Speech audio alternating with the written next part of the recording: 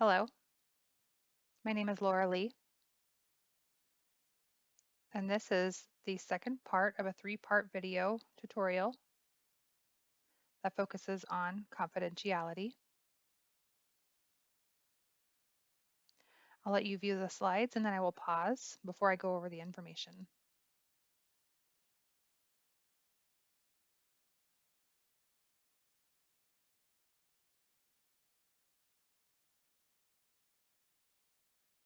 What you see here is a story in regards to confidentiality. This slide and the next two slides all correlate with each other. I'll let you read the information before I go over it.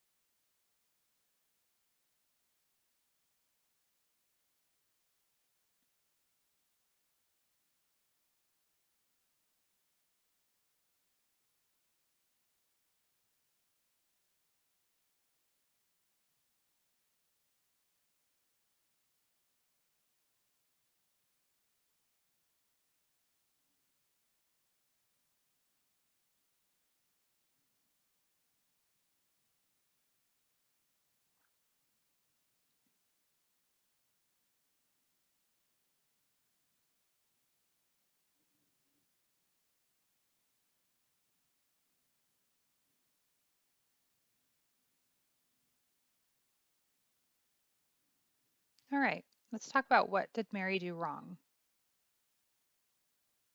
Mary had shared this information in a public place, and she gave enough information that the person sitting next to her was able to figure out exactly who she was talking about, even though she didn't share the child's name or other people's names. She shared enough information to where somebody sitting next to her could figure out who she was talking about.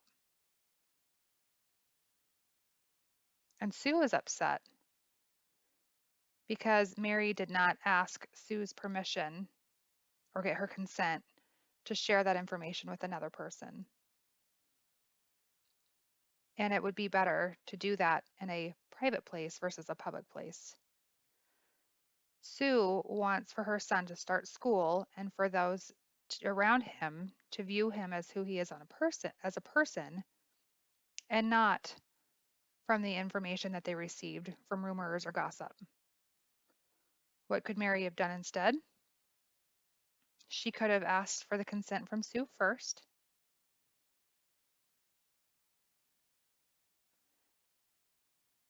She could have had the conversation in a private setting,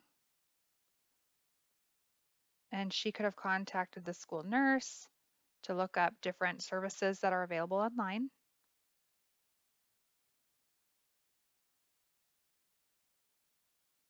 And with the consent of Sue, she could have shared the information without any details specific to the child or to the individuals.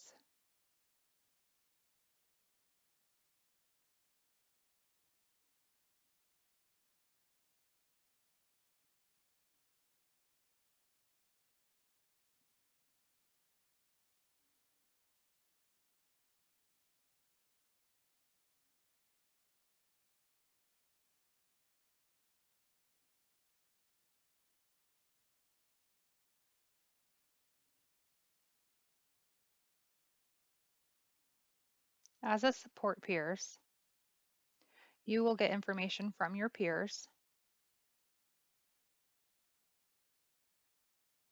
and your peers may share, basic information like their name, or they may go really deep into medical diagnoses or address. And confidentiality is really about just keeping that sensitive information that you receive to yourself. You wouldn't share that through talk or any social media like Instagram or Facebook. Your peers are trusting you to remain confidential and to keep all of their information safe. So that is extremely important that you maintain their trust.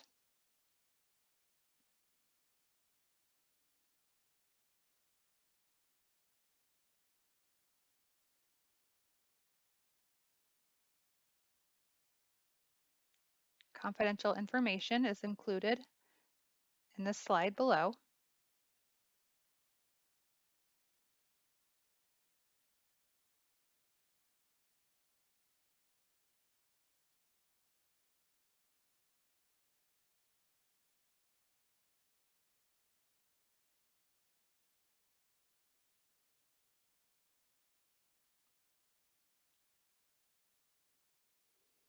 Now let's talk about Hipaa.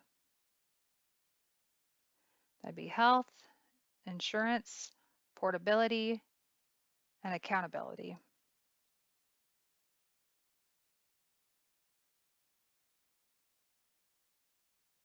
It was set by the federal government to establish some rules that health providers have to follow.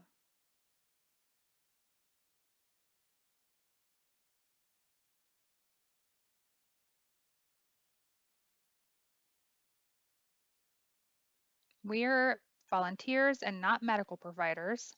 We still have to follow the HIPAA laws. We have a responsibility to keep their confidential information to ourselves. That's to protect the individuals, the patients, and their information, and to limit those that may have access to that information. Even though we're not medical providers, we still do have to follow the HIPAA laws.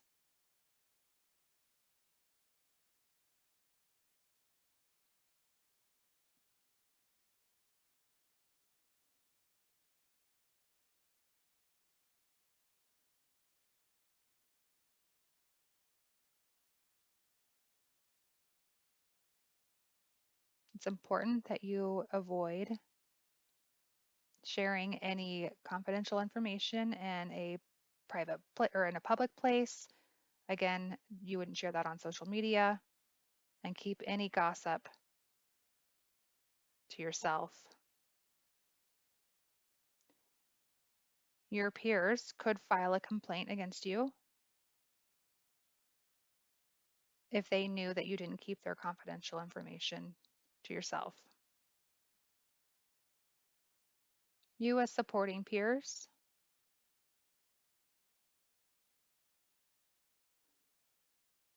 we want to trust you to support and comfort the families and to be honest and to give your peers hope.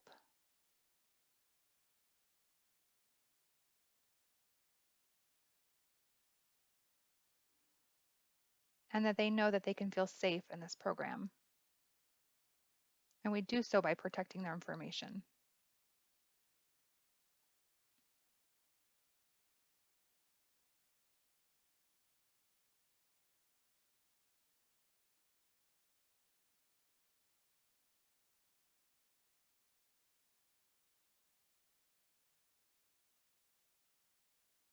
Now, there are situations that arise sometimes that are difficult.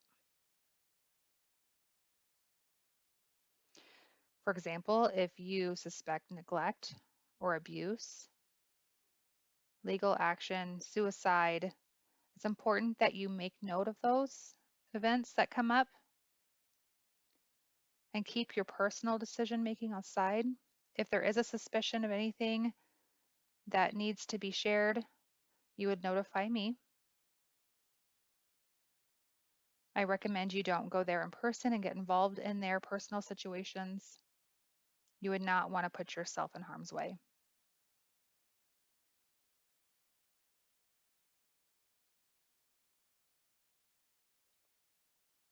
You can read the list below of different things that might be red flags that may come up.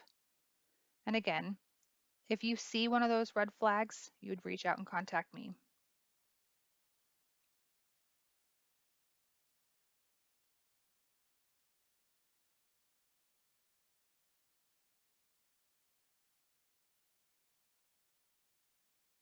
Really?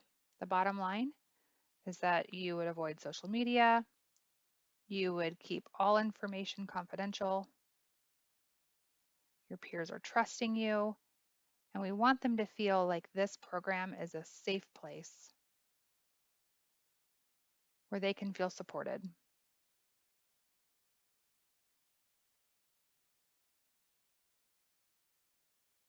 And again, the bottom line is to keep everything confidential, and if anything comes up that's a red flag, you would reach out and contact me. Thank you for being a part of this program, and stay tuned for part 3, focusing on communication skills 103. And again, thank you for becoming a supporting peer.